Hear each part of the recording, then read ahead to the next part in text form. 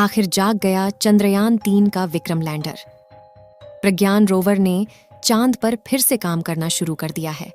सभी भारतीय 22 सितंबर के दिन का इंतजार कर रहे थे, जो कि बीत चुका है, और लोगों को चंद्रयान-3 के जागने की खबर नहीं मिली है।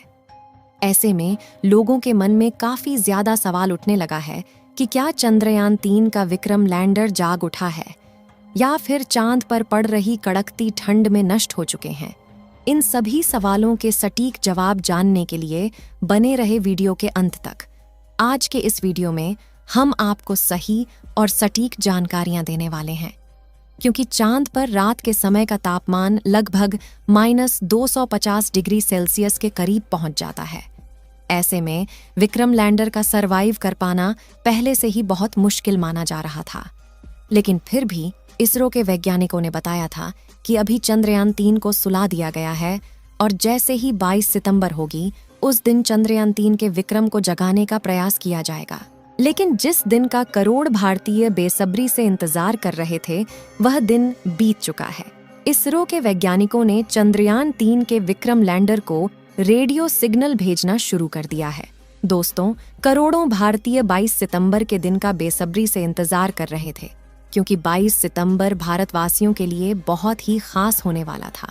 वैज्ञानिकों ने 4 सितंबर के दिन प्रज्ञान रोवर और विक्रम लैंडर को स्लीप मोड में डाला था, और वैज्ञानिकों ने बताया कि अब चांद के दक्षिणी ध्रुव पर 14 दिनों तक रात रहेगी, इसीलिए 22 सितंबर के दिन फिर से चंद्रयान के प्रज्ञान रोवर और विक्रम लैंडर को जगाया जाएगा। चंद्रयान-3 का प्रमुख मकसद चांद की सतह पर सॉफ्ट लैंडिंग करना था और उसके बाद 14 दिनों तक चांद की सतह पर जानकारियां इकट्ठा करके वैज्ञानिकों तक भेजना था।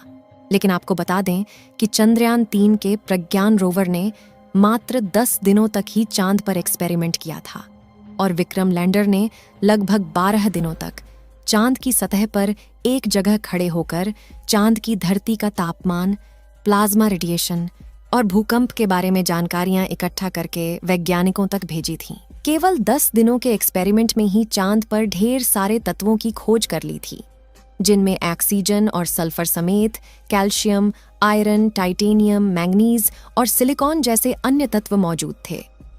प्रज्ञान रोवर ने चांद की सतह पर सल्फर की खोज की, और इसलिए चांद की सतह पर सल्फर की खोज करने वाला दुनिया का पहला देश बन गया।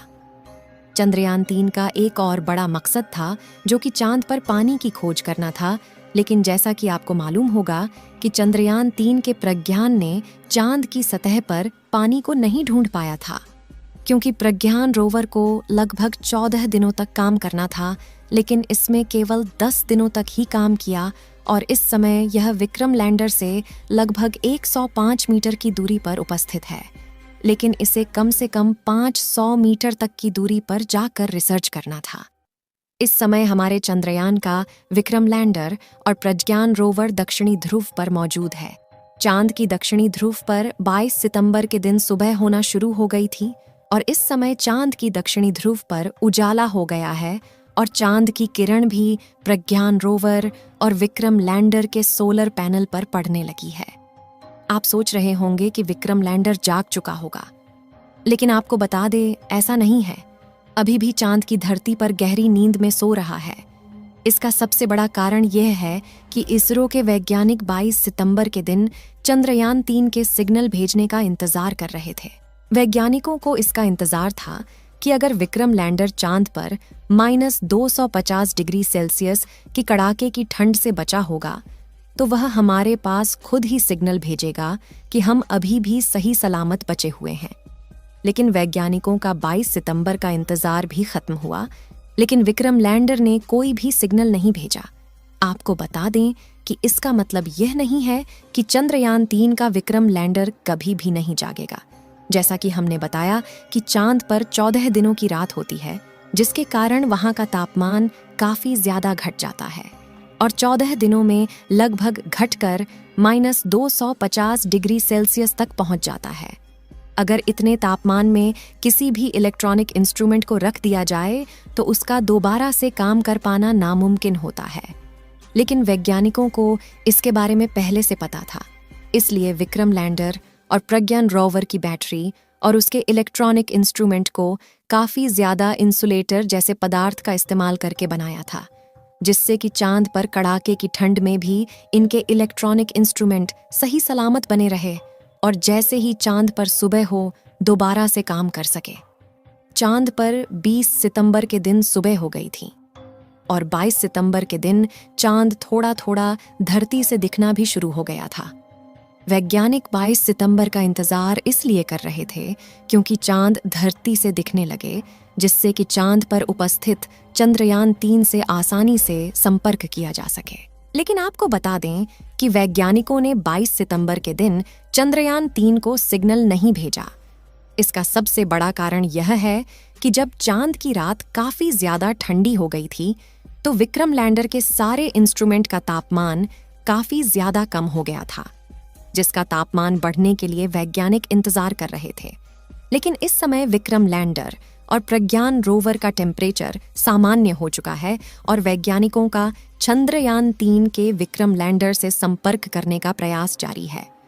22 सितंबर की रात को ही वैज्ञानिकों ने चंद्रयान 3 के विक्रम लैंडर से संपर्क करने का प्रयास करना शुरू कर दिया था और उन्होंने ट्विटर पर पोस्ट के माध्यम से जानकारी देते हुए बताया कि अब हम विक्रम लैंडर से संपर्क करने का प्रयास कर रहे हैं।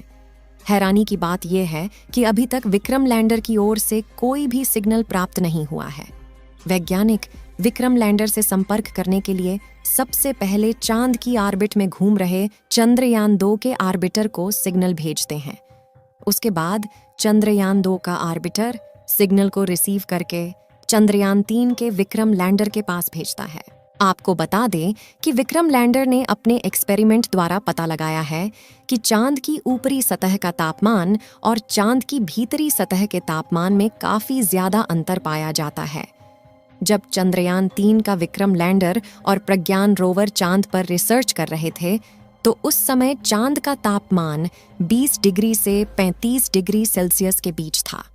चंद्रयान 3 के फिर से जागने के लिए आपकी काफी ज्यादा दुआओं की जरूरत है, क्योंकि इस समय वैज्ञानिक संपर्क करने का काफी ज्यादा प्रयास कर रहे हैं, लेकिन अभी भी चंद्रयान 3 से संपर्क नहीं हो पा रहा है। ऐसे में वैज्ञानिकों में डर और चिंता का माहौल छाया हुआ है कि क्या चंद्रयान 3 जागेगा या फिर नहीं।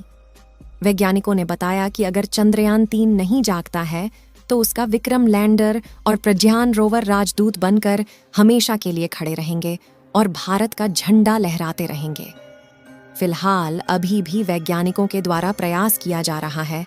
हो सकता है कि विक्रम लैंडर का तापमान जैसे जैसे और बढ़े उसके सारे इंस्ट्रूमेंट काम करने लगे। आप सभी लोग चंद्रयान 3 के दोबारा से चलने की दुआएं कमेंट बॉक्स में करते रहे, क्योंकि अब चंद्रयान 3 का जागना काफी ज्यादा मुश्किल माना जा रहा है। आप सभी लोग चंद्रयान 3 के दोबारा से चलने की दुआएं कमेंट बॉक्स में करते रहे, क्योंकि अब चंद्रयान 3 का जागना काफी ज्यादा मुश्किल माना जा रहा है। इस वीडियो को एक लाइक जरूर करें और अपने मित्रों तक इस वीडियो को शेयर करें ताकि उन्हें भी जानकारी मिल सके, और अपने भरोसेमंद चैनल को सब्सक्राइब जरूर करें और बेल आइकन को ऑल पर सिलेक्ट करना बिल्कुल ना भूलें। मिलते हैं किसी और नॉलेजेबल वीडियो के साथ। वीडियो को अंत तक देखने के लिए धन्यवाद।